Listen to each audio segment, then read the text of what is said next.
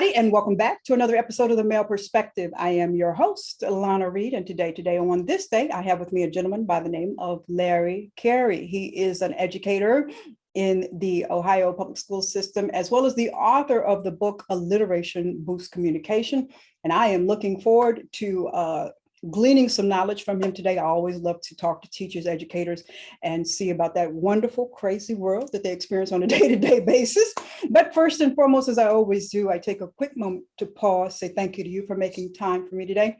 Time is a gift. Once we give it, we cannot get it back. So I truly appreciate you making space to talk to me. And with that, welcome to the show.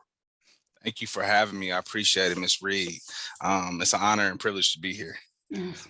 Awesome. I have a short amount of time, so I want to get started and just jump right in. I want to begin the talking about your book, Alliteration Boosts Communication. Now, the first word in the title, alliteration, it means a stream, sequence of words with the same sound in a sentence structure. Most people don't know the term alliteration, but they know things like the tongue twister, Peter, Piper, peppers. I had to slow down, right? So I guess because it is something that's so complicated, even for the most seasoned of individuals, my question is, were you teaching alliteration in the PreK environment before the book came about? So I'll tell you the story about the book. And here's the book right here, Alliterations Boost Communications, the ABCs of Vocabulary. It is an ABC book. My main purpose of writing the book was our kids weren't getting the vocabulary words they need. So there's a lot of high level vocabulary words in here, robust vocabulary words, ambitious, aliens, agitate, agile, alligator. That's the very first page for A. I have on my website, I break down the activities you can do, and we're about to add the national standards to it for teachers if they want to teach it, because I put together a small, little curriculum activity bank for them to do it. But I was teaching my kids this in PreK. I did about 15 minutes a day when I was a PreK teacher. I'm actually something else now, and I'll tell you about that a little bit. I'm a district PBIS coordinator, so my job is PBIS. So I have 19 buildings in CCS, Columbus City Schools. Okay. Now, I'm gonna get back to the book, but since you brought up the PBIS, let me work that in real quick, because some people, I think a lot of times parents, caregivers, they don't know all the working parts and pieces of the education system that they're dropping their kids off every day. So could you explain what the role of a PBIS coordinator is and why parents should really know who this person is and what the job function is all about anyways? I can do that. PBIS stands for Positive Behavior Intervention and Supports. In Columbus City Schools, and actually the state of Ohio, there was a law, I think it was House Bill 327.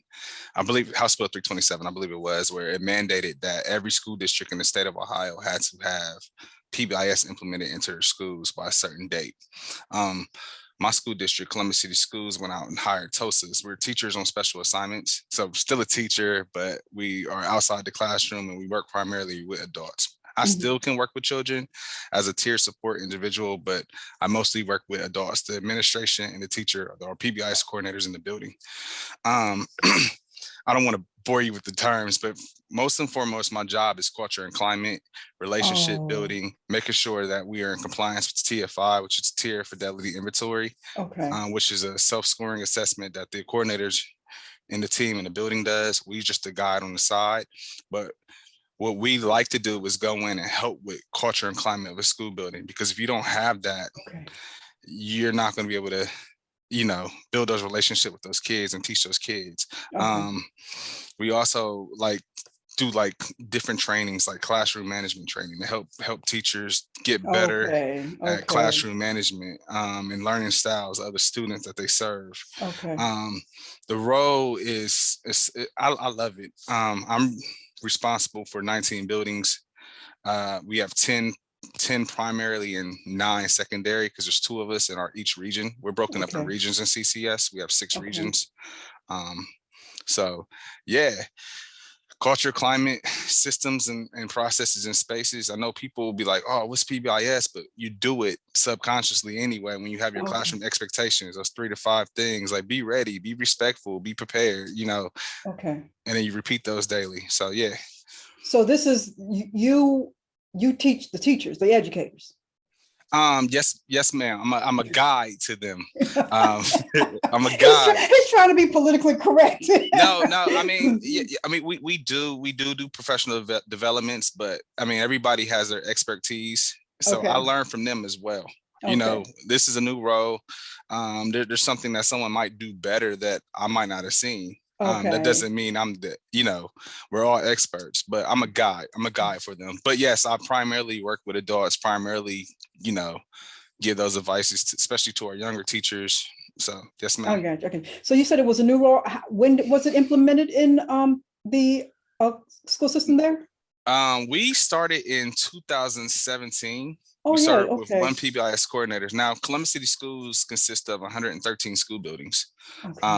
So we're a large district. We're the largest district in the state of Ohio. We started off with one, and then we expanded to, I think it was 3 or 4, and then we went to 6, and now we're up to 12. Especially with the state law mandating that every school has to have PBIS in place. If one school fails, you fail. The whole district fails. And you think about a school district is large, 113 buildings. Yes. One of our school fails, the whole district fails. It's kind of unfair because there's some districts that have 5 schools, 3 schools, where it's a little simple, a little easier. Yeah. So, but yeah, we're a guide. We have PBIS coordinators that are actually in buildings. That we train. We do monthly trainings with them. Our school district actually now pays the PBIS coordinators in the buildings because that is time, like you said, time, quality time, number one, love language, something you can't get back. So something that was negotiated in the contract that, hey, we're going to pay them. The focus also is on helping out with attendance, chronic absenteeism. So, I mean, the job is a lot. We're under the MTSS brand. So, okay. Now, you said the job is a lot. And one of the things that, especially when it comes to educators, teachers, and public K through 12 school system, I always like to kind of share that it should be a center, and I promise we're going to get back to the book. It should be a synergy between the home life that the student has and the teachers at the school. So listening to you list the job description, is there things that parents can do at home to kind of assist, coordinate, make this whole thing like a symbiotic relationship? There's always things parents can do. One of the things I did, even as a classroom teacher, and even when we do like our relationship building, professional development, to me, I use the triangle model, and I don't know if you can see this. Yeah. It's the teacher, the student, and the parent. If one of those things are off, I broke it down in percentages. If one thing's off in the triangle, your child has a 66.7% chance, or 60.6, I'm sorry, chance, and then if 2's off, 33%. Is that a correct model? Gotcha. No, but I use that model and it worked for me. It might not work for somebody else. But so one of the things I always said was, building those relationships with the students and parents from day one is most important. Always be transparent with that parent. Let them know that you care about their child. When I was in the classroom, I always said I had 20 babies. Most pre-K kids are my kids. I'm gonna do the same thing I would do for them on my kids. Why are you hard on them? Because I want my kids to do the same thing. I want your kid to be successful. That's why. But you got to show you care. You can't call a parent and be like, hey, your child acting up. Hey, your child, that should not be your first contact with that parent. Gotcha. Right. And they always say use the sandwich model. You can do that, a positive, a negative, positive. But my thing is, you would never see me. I never called a parent and that was my first contact with something negative. I always, hey, your child did something well. I call like, oh my goodness, I can tell y'all been working on your ABCs because he came here and he went from knowing 0 letters to 10. And he's out here telling me the sound. Like, what y'all doing at home? That way, when you do have to make that phone call and be like, oh man, little Johnny was acting up today. Guess what? They know you care because you haven't just complained about that. And it goes so far with parents, especially in today's age, because everybody's calling and saying all this negative stuff. Sometimes you don't want to hear negative stuff. So excuse me. Good teaching points, good teaching tips. Okay, yes, dear. I got to get back to the book because that's originally what I have you here for today, and I can get sidetracked as you see, but I'm gonna try to refocus. Oh no, you're fine because it all kinds of ties in. So I'm like one of the pre-K kids, like okay, ooh, butterfly, All right. Okay, so let's get back to the book, alliteration and the concept of alliteration. And like I said, it's a struggle for some of us, even as we get older. So how does this concept of alliteration benefit, enhance a child's learning experience? So do you mind if I kind of like start all over and then kind of answer that question? That way I can kind of tell you why I wrote the book and then kind of get into that thing.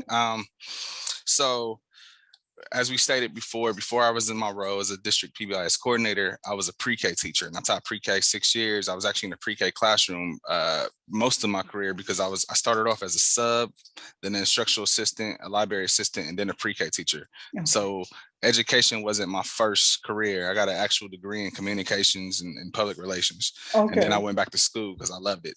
But in PreK, we also have something in the state of Ohio called Step Up to Quality. Mm-hmm. So that the state comes in, the state actually runs the PreK program. We're just got to make sure we're in compliance. So we get 2 visits, one for Step Up, one for safety and all the other stuff. 2 visits in a year? Yes, ma'am. Okay. Well, Step Up, I think, is every 3 years, but the compliance part is every year because I got to make sure things are good. Okay. So I had I was at a school, Trevitt Elementary School, and prior to me getting there, Trevitt did not pass an inspection. I think it was 6 years or 7 years. Trevitt,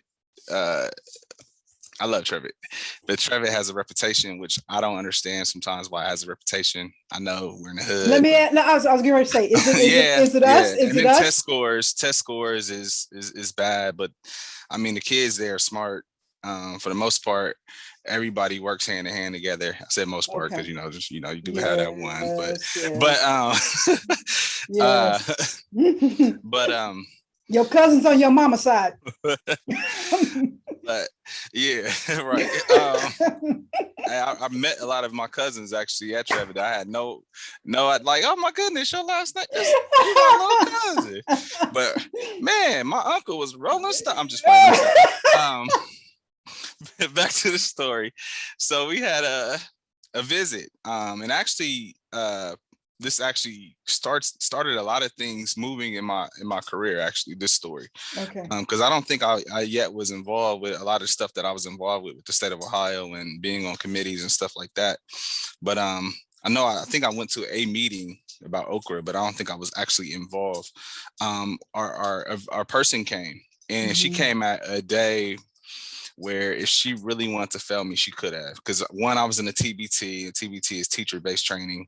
We were with our other teachers, and I didn't know that my IAs, my helpers were off. So my special needs pre-K teacher gave me her aide to be in my room. So she came at that time, and I'm walking in, she's in there like, what is going on? Because the class is running around. She could have failed me. She really could. And then the good thing was we were in compliance because we had one teacher in there only had like 12 kids. So, you have the ratios too. Gotcha. But it was, to me, they knew what they were supposed to be doing, but I wasn't there. So they were, the kids was running around. But the thing was how I have my classroom set up. I always displayed their work in the hallway. You would come in my classroom and the students' work would be all the way around.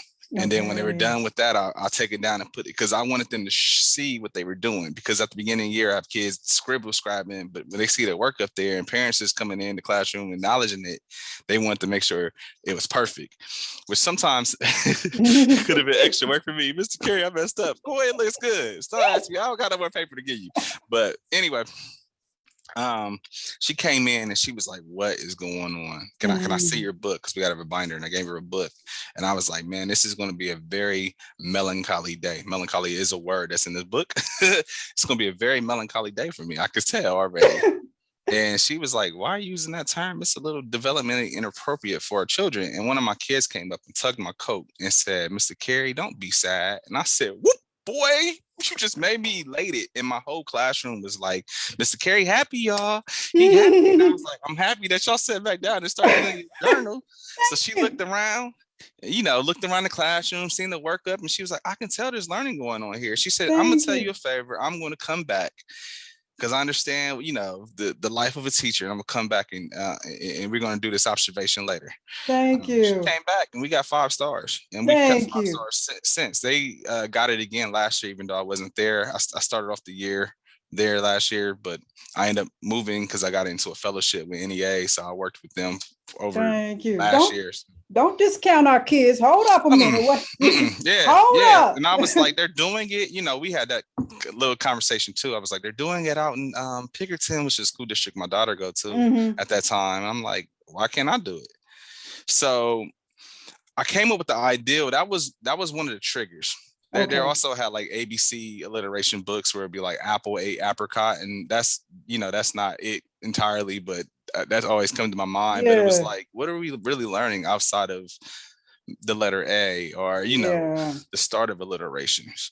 So I was like, what if I put together an alliteration book that has high level vocabulary words, and I can actually put lesson plans together for our kids to learn it, because I'm teaching my kids words like melancholy, elated, nefarious. I'm using these words. Yes, awesome. Callous, contentious. Even with our older students, we did something with freedom schools, and we sat there and said contentious. Okay. The C is callous, comments, candid crowd. If you get the book on Amazon, it's callous comments, candid crowd. And I did that on purpose because we had those discussions on, it's the SEL discussion on why is someone saying callous comments or mean things to you? How can that calm you down? You have some students saying, well, because I know they don't like me, so I don't gotta exert my energy to them or something like. So that's actual teachable moment, and I did that on purpose in my book. So because the books is pre-K to 8th grade, yes, it's an ABC book, but the vocabulary words is rich. Yes. So and I think, and I showed you, this is A and B: ambitious aliens agitate agile alligators. And as you can see, grown folks can't say all that. No, but that you can. You see the illustrations, like we have see, think, wonder activities to break down the illustrations. The vocabulary words are at the bottom. I also got them broken down in syllables, so you can clap the syllables out. There's a math component to this too. How many characters are on this page? How many alligators do you see? Okay. Let's write a report about alligators. Tell me everything about alligators.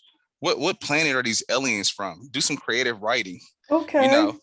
And then like B, bodacious brown bear being bashful. Okay. What does bodacious mean? Right? What is this? What's on this bear's head?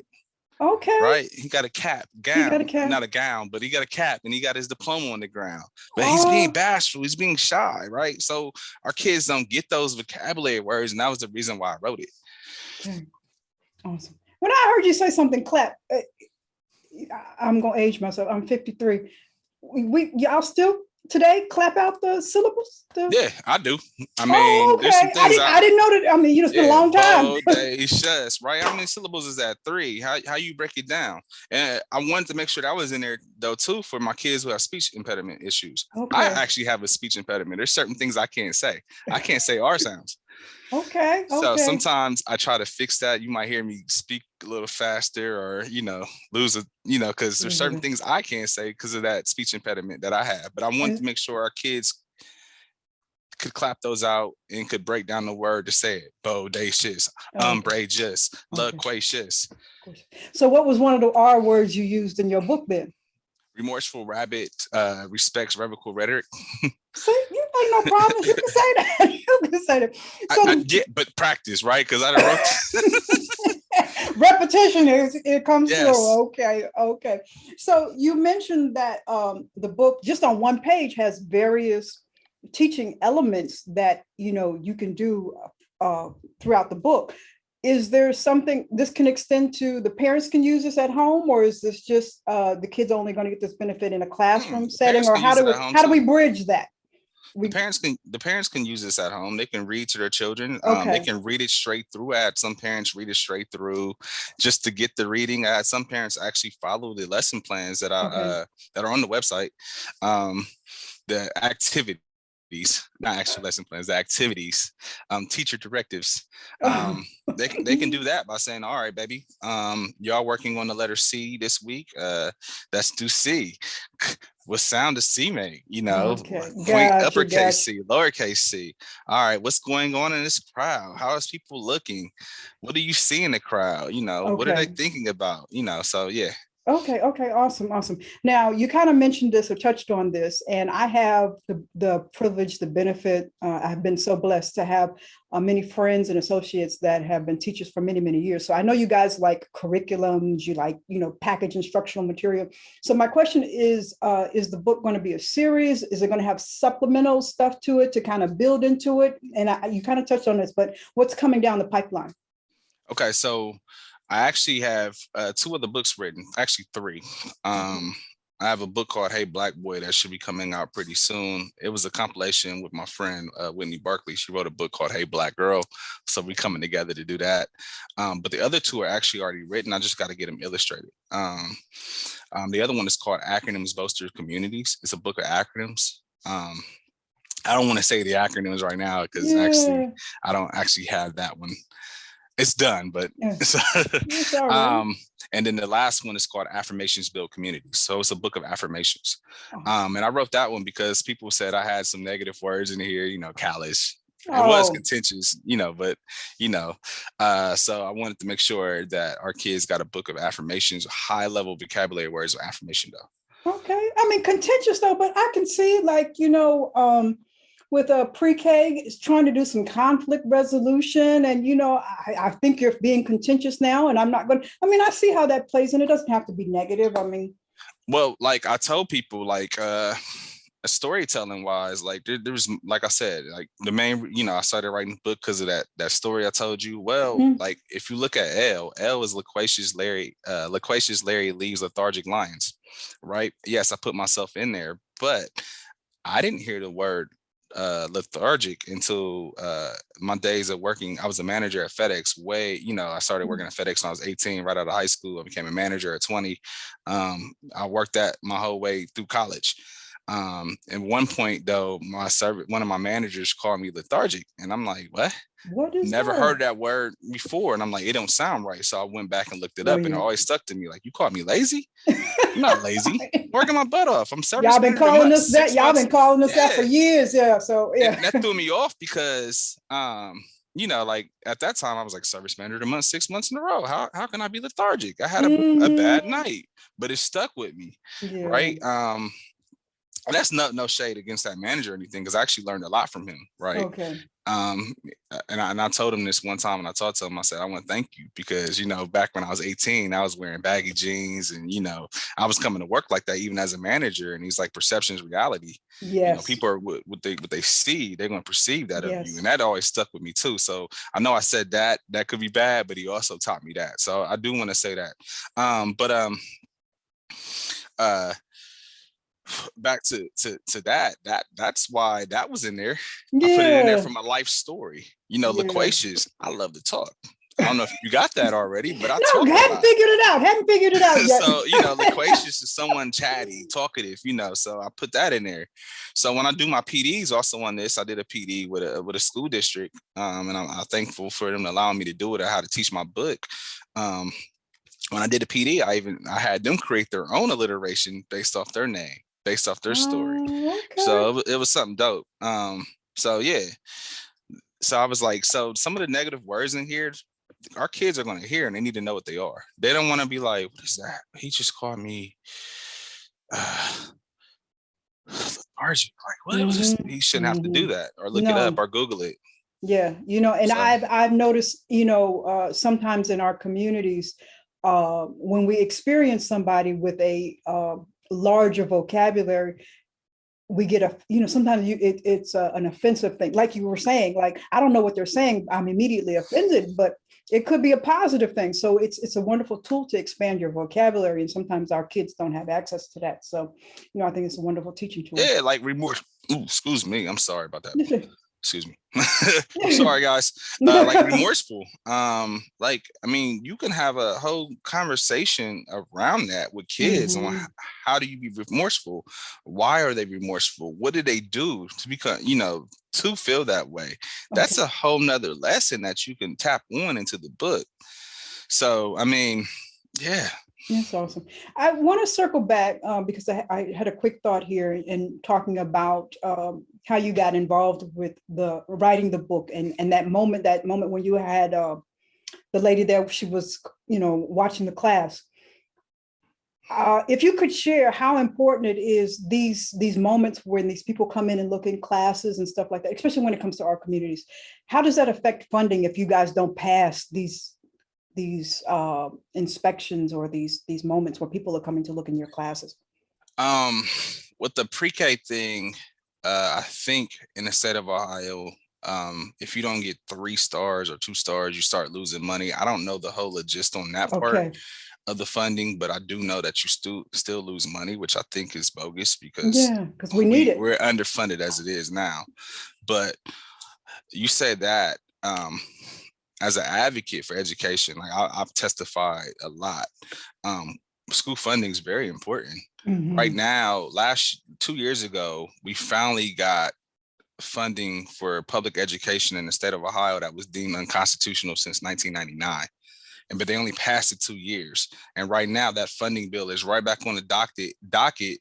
And, as parents and as educators and people who advocate for education in Ohio, but anywhere really, if you're, all 50 states, federal government, whatnot, you need to make sure that get passed. Okay. Because it's very, like, our schools are underfunded.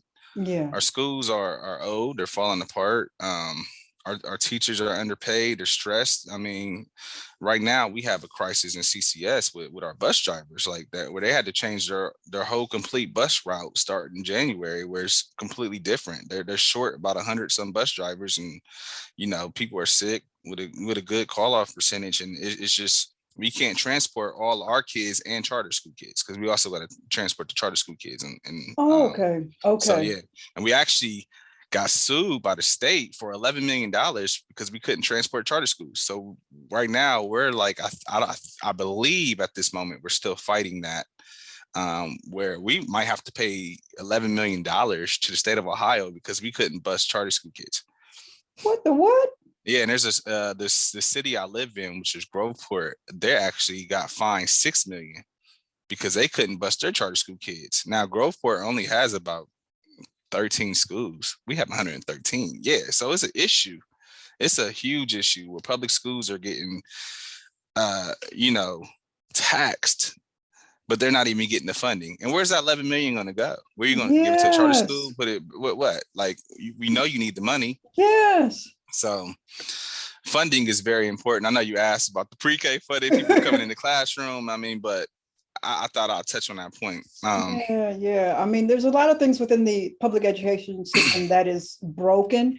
I think that people are just, the everyday person that's not in it is not aware of. But I mean, we can also roll up our sleeves and get in the work and do the good work. But I just think a lot of us are just clueless as to, why teachers, students, everybody on all angles are like, hey, there's a problem here. There's a problem here. We need, fix it. We need to fix it. But that's why we have more conversations with Mr. Carey, Larry Carey. And conversations are needed because I don't think not even some of our state leaders and our national leaders actually honestly know. So, and I'm saying both sides of the aisle because you got to work together to get that fixed. Me, just go ahead and I'd rather you fund education than fund the prison systems. I'd rather you fund education than fund wars. Yes. We're completely like on the bottom of the barrel, which tells you, or tells me anyway, that I don't think you really care about our kids.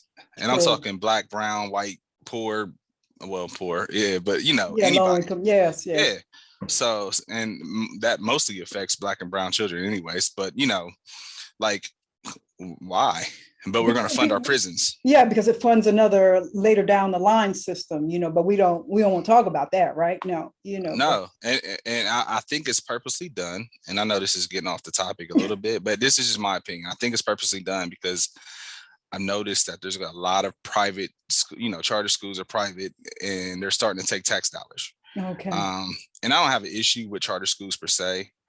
The only issue I really have with charter schools are the ones who are not held to the same standards as public schools. If you're a charter school and you're public and you're doing everything correct, fine, especially if you are educating our kids. But those charter schools that are open for 3 years, they then took $1 million. The director is making $500K a year. The teachers are making 20, and they shut down in 3 years. Are like we had ECOT in Ohio. If you Google ECOT, our governor was part of that, where they owed the state $464 million. They weren't educating none of our kids. Yeah, they was just the attendance thing. It's crazy. I have an issue with those charter schools. So let me make that clear, because some people might be hearing like, oh, he has an issue with charter. No, if you're doing what you're supposed to be doing, reporting your scores, stuff like that, I'm for you, especially teaching our kids. It's all about our children. So yeah, let me make that point clear. Some charter schools, and one of the vast concerns that's been with me with charter schools is, for you to teach in the public school system, you mentioned you had to go to school, you had to get your credentials, whatever. That's a different ball game for people teaching in charter schools. That's not always necessarily a requirement, if I'm understanding that correctly, or no? I believe so. I think they changed some in Ohio, at least. I don't know the criteria now. I know a few years ago, or maybe even farther back, that you didn't have to have a teacher's license to teach in charter schools. But I think that has changed, at least in Ohio. I'm not sure, so I don't really quote too much on that. Yeah, I think that has changed a little bit now, though. I do, but yeah, I know they have a program where you could get your license and be like a sub or something. I don't know. I'm not 100% sure, so I don't want to speak on that. So do you guys have a teacher shortage there currently? We do. And it's national, but we do have a educator shortage, teacher shortage, sub shortage, bus driver shortage, everything. Social worker. Yeah, we do. Everything. It's needed. Yeah. Okay. All right. Well, let me get back to the book, because that's what I'm supposed to be. I'm supposed to be doing my job, and I don't. Oh no, you're fine. It's okay, because it all ties in. It all ties together. Yes, ma'am. And that's what I love. So I don't want you to get off here like, she didn't even talk about what she. Oh no. We talked about it, and we talked about a little bit about education. People get to kind of understand me and see my passion. I have a passion for helping our kids and teaching our kids. I have a passion for advocating for our children, advocating for our school districts, advocating for our union, advocating for just teachers and whole. So you're okay. Awesome. Well, I do have a question I want to ask you, because coming from a writer's background, I always like to share with people, writing a children's book is more complicated than writing a 300-page novel. So in your journey of writing this book, what was difficult, or you were sitting there like, I don't even know what the heck I'm doing this for? So did you have those moments? I did. There was a few times where I wanted to quit. I almost quit, because you're right, because the illustrations itself, that costs, right? Yes. Like, you have to find an illustrator. I went through 6 illustrators before I found my illustrator, Willard Lentz. Okay. 6 illustrators. The first one was a friend of mine. He came out and told me straight up he couldn't do it, but he helped lay down some of the foundations with some of his drawing, some of my thinking, because we had a lot of, but everybody else after that was kind of either, hey, I'm gonna do it, this is how much. I paid them to do one sketch to see if I like it, and they said, oh yeah, we like it. They never get back to you. Other people, like I got on Fiverr, and I know they say Fiverr is good now, but I had a bad incident with Fiverr where I paid someone $50 and they never did anything. Oh wow. So like literally 6, he was my 6th person. And by that time I was almost completely like ready, just to be like, you know what? I don't think it's going to be ready. I don't, maybe this wasn't meant for me to do. Cause I never thought I wrote a book anyway. Like, I'm not a writer. Like, like I was really like, when I started it, it was just, oh, how can I do this? Right.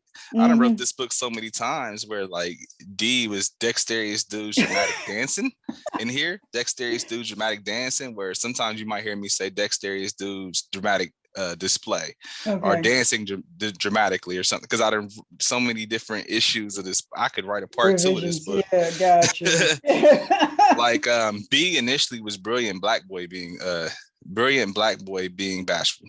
Oh, and then like having other educators read it, and people, your circle read it, and they was like, hey, you want to get this to your masses? They might find a certain way with B, so that's why I changed it. But I have it in my when I do the teaching, like, hey, we created alliteration. That's one of them that's in there. Okay. L was loquacious ladies. But then I had friends that would say, hey, you know, that could be a little sexist, putting loquacious ladies leaving lethargic lions or something. Like, it was supposed to be funny, but you know, so it was a process that I almost quit, mostly because of illustrations, but it was also a lot of rewrites. I had an instance where there was a misspelled word, and I had to get that fixed with the book. And I don't like, it was like perfect. I dropped the ball, don't know how. Now I gotta, yeah. So it was a process that took me. I don't want to say it took 2 years, but I don't want to say it took 2 years all the way through, because there was some. I started writing, quit. Excuse me. Mm-hmm. Sorry, guys. I just got over a cold, so and girls, ladies. So like I started, and then, you know, the pandemic kind of helped because it honed me in, because I was home. I was struggling trying to find ways for my kids to get on Zoom and stuff, and you know, I had to make things fun. So doing like little poems, and you know, so yeah, it was a process. It was a process. Yeah, nothing but it was fun. I learned. Yeah. Nothing but grit and determination. Yeah, I always tell people, because everybody says, well, it's only short and everything, it should be easy. I'm like, no, everybody I know that's written a children's book is like, you don't know the trouble I have seen. So especially with the illustrator thing, you know? Yeah, just getting the illustrations to match up with your words and your vision. You know, like me and Willer had plenty of contact where it was like, hey, what do you see going on for M? You know, our P, you know, peaceful people peacefully protesting. I actually said that, passionate people peacefully protesting. I said it wrong. But you know, just not making it too controversy. You know, like, you know, M, magistrate's many melancholy memories. You know, how do you draw that? And we got PreK kids knocking that out. Oh, yes, ma'am. I actually feel like I said that wrong. Methodical magistrates, many melancholy memories. I said that wrong. I'm sorry. But yeah, just adding, you know. But now I was like, well, for some of this, we can have a conversation with some of our older kids too. Like, why do you think the magistrate? What is a magistrate? Once, you know, magistrate, judge, but why do you think she's sad? Why? Now we can, what do you think they did? How can we avoid doing something like that? Back to that social emotional learning piece, which you can learn, you know, so.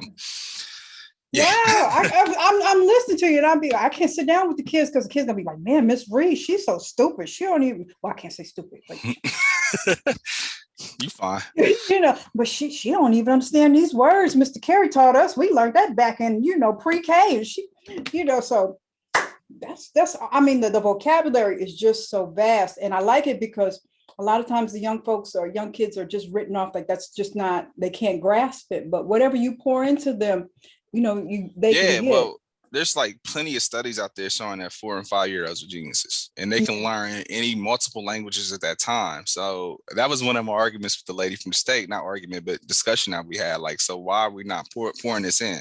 If I teach them these words now, they're going to learn it. Okay. Right. One of the poems that we did, and people were shocked, was the poem called Life Doesn't Frighten Me All by Dr. Maya Angelou. And that was something I did every year with my pre-K kids for the Black History Month. And they're like, your kids learn that, memorize that? Yes. Now, granted, I would say shadows on the, and they would say wall, noises down the hall, life doesn't frighten me at all, but they remember those parts. And it's still connected to the rhyming words. Gotcha. So my pre-K kids always had like 5 or 6, except the COVID year, reading by the end of the year they left. So that was my expectation for them to leave my classroom being able to be at that pre-reading level, or being able to read, and just knowing their letters, their sounds. I did my own little test thing. I did their stuff, the curriculum, because I wanted to make sure I didn't get in trouble and compliance and stuff, but also kind of did my thing because I'm their teacher. I see what they do every day. So I'm going to do what I know they need.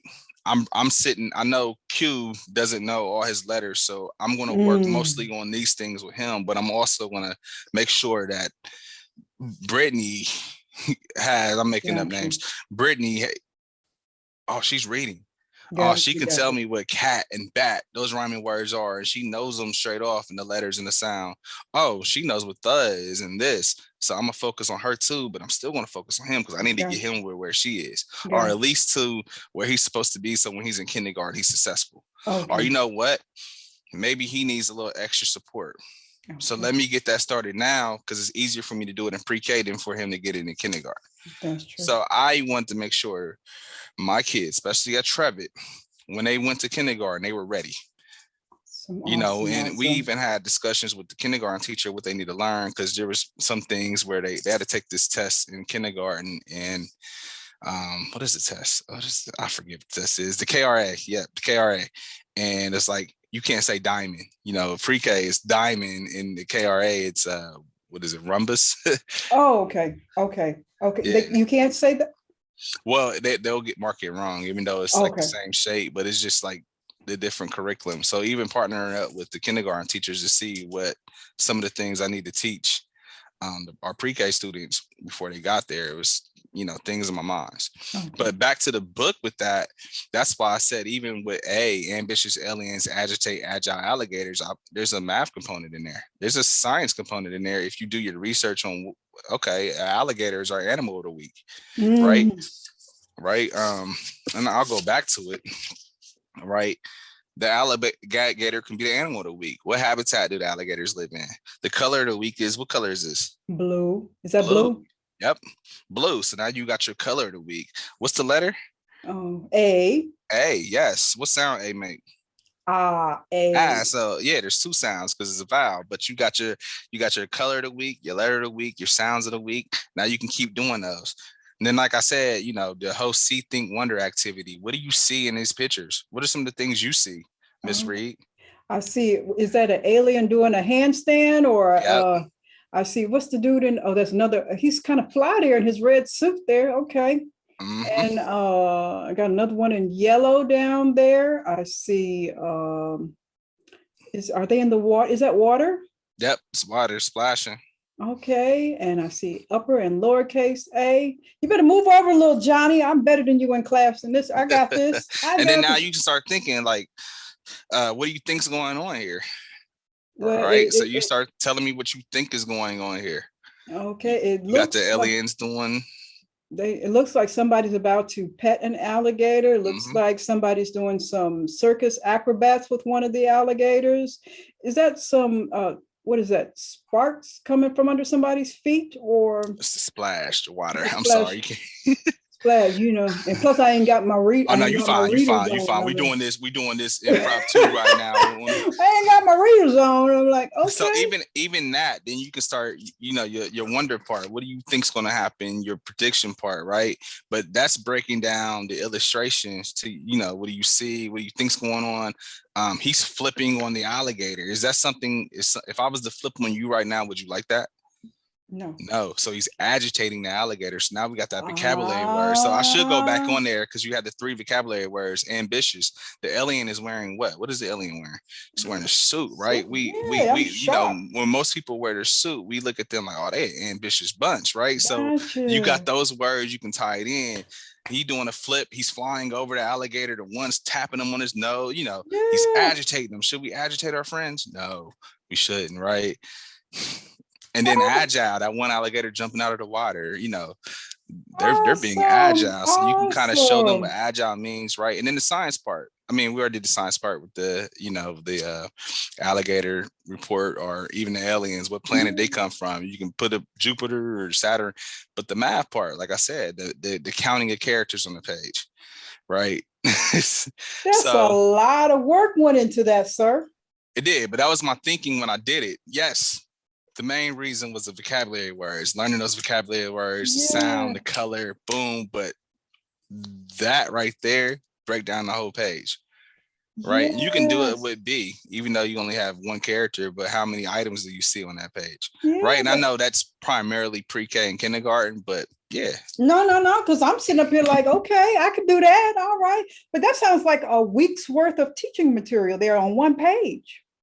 It is. It is. When I did it, so we followed the when I was a pre-K teacher, we followed the big day curriculum, and I did this when we came back in for recess for 15 minutes as a calm down. Okay. That way I'm still following our curriculum, and Okay. So I did do it 15 minutes.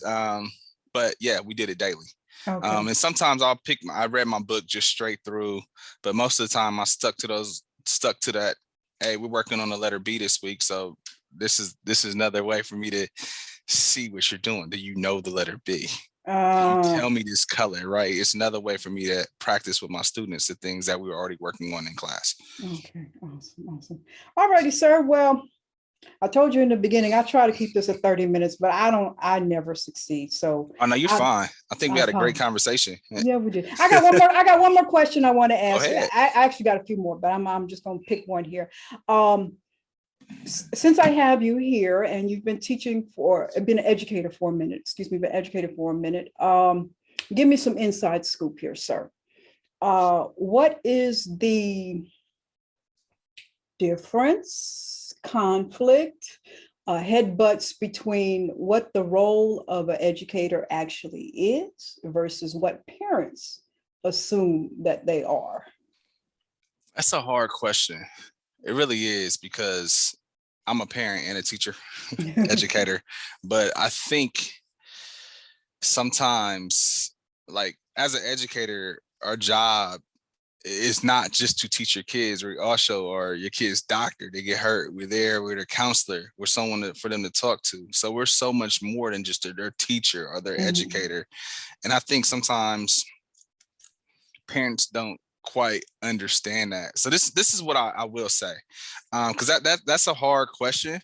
I will say having that relationship and that open dialogue and that communication with the parent and the teacher is what would solve that, instead of assuming that I'm supposed to do this or assuming that. Gotcha. Because what most people don't realize is teachers, we follow we do what we're told for the most part. Okay. We follow a curriculum that is provided by our district, and that's what we teach.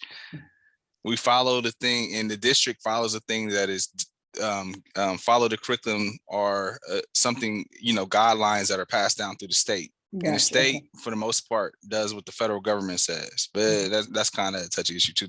But still, so most of the times, and I'll say most because I do know there's some, like even me going with this sometimes in my room, but most of the time we're going to follow what we're told. We're going to follow the directive that we were given. But again, back to what I said, that's where that dialogue and that communication and that understanding and that grace part and that relationship building part comes through, having that conversation with parents. Like I honestly never had a negative once, but she apologized. But I honestly never really had a negative experience with a parent, just because I was trying to I've been transparent. And open and trying to learn what I can from them too, because you never know what's going on in their life as well. Like I grew up in the hood, so, but I don't know what's going on. So let me extend that grace to you. And what I found was a lot of our parents, they'd be like, oh, why your parents not in school? Well, she's working 2 or 3 jobs because, like that's why. But yeah. But back to your original question, I think that's where that dialogue and that communication and that relationship building part works. Just to kind of, I hope I answered the question. Just kind of like, yes, you did. Because sometimes you see parents and they have this expectation, and it's like that's not realistic. So if we have this dialogue, and I think that's why it's very important. But you mentioned like the parent with the 3 jobs, but it's very important for a parent to at least email or go to orientation or see what the class is going. I mean, but it involves, you have to be. And if involved. You can't go because you're working or something like that, just being that constant communication with that teacher.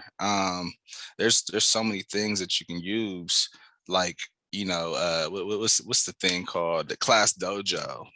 I Google, like all my parents have my phone number. They didn't have my actual phone. Well, some of them did, but not really. Google has your Google Voice, where you can use the Google number and you can kind of set things up to where you can text. So like Yes, you scroll down my always. Google Voice number, I can go back to 2017 where I can show you like, man, it's communication, right? Yes. You know, and then you giving, and this goes back with even teachers, and I try to tell them, you giving a parent that access to you, that goes a long way too. Yes. You don't have to give them the direct access to you, but you got that, you know. Yeah.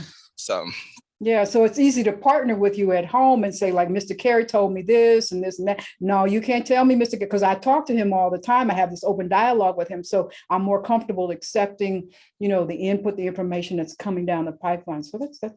All right, sir, I'm gonna ask you my random question. Okay. Because I've taken up enough of your day today. Oh no, you're fine. The kids. I do want to say one more thing though, real quick, because you mentioned something. That's even a good point though with the kids and that building relationship with children. Because if the children see that you have an interest in them, guess what? They're gonna respect you more. You show up to a football game, or you say, "Oh man, I remember your sister did this in chess, man. Tell her congratulations." Right? How you know that about my family? That relationship part. Awesome. That's the biggest thing. That's one of the relationships matter. That's in life in general from age 1 to before you die. So period. Yes. Building relationships. All right, sir. We're gonna see what we got here. So proud of you, sir. I appreciate it. Oh well. Okay, what product would you stockpile if you found out they weren't going to sell it anymore? That's hard. There's so many that I would stockpile if I found out they weren't going to sell it anymore. And we're not in COVID, so it ain't toilet paper and but I'm sitting here looking at one. I mean, this is one. I don't know if it'd be the end all, the be all. A Nestle. I hope you get me an endorsement for this, but I got this secretly right here. Just about to eat it. I love Crunch Bar. So, yeah, I only have it here because after I get off the Zoom with you, I was going to slide to it. It's done. So that's one. I don't know if that's the end all, the be all. I mean, maybe gum. I don't know. Oh, so awesome. I love it. I love it. So tell us how we pick up the book, how we connect with you. I'm assuming that you do readings and all of that stuff. So, you know, just tell us how we get all of stuff. Yes, ma'am. So I'm sorry, I didn't mean to cut you off. No, I apologize for that.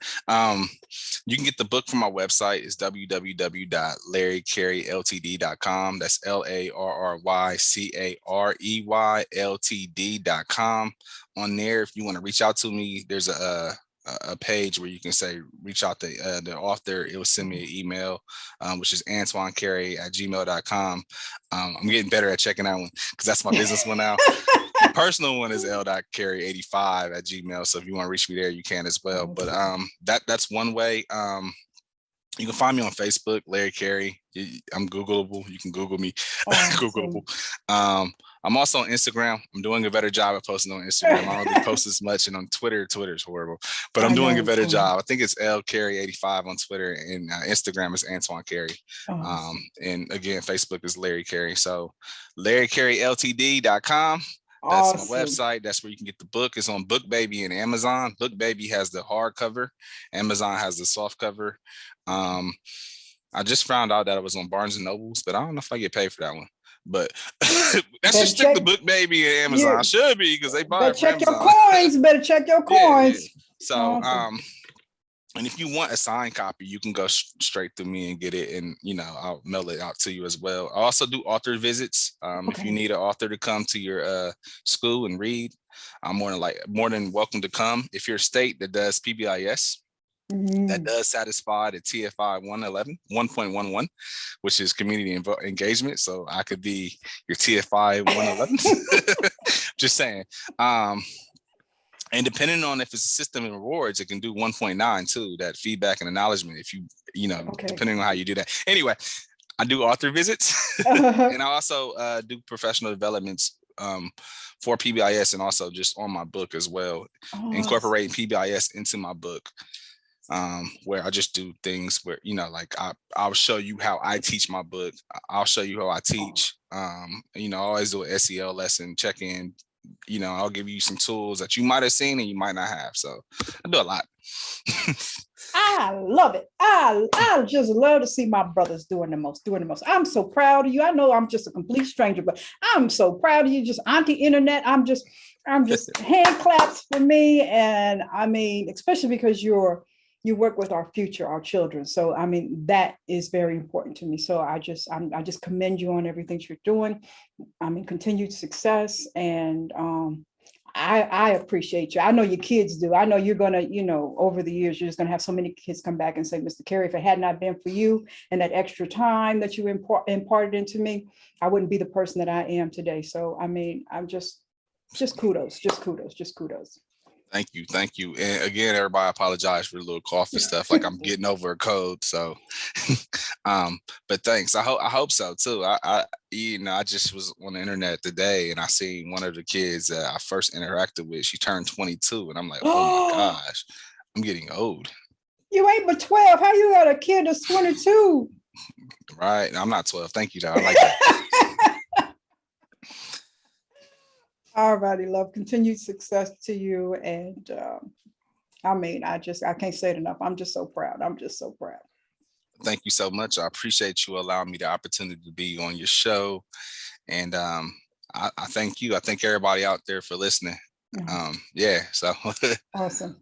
That is all for this week's episode of the Male Perspective. I'm your host, Lana Reid, and I will see everybody next time.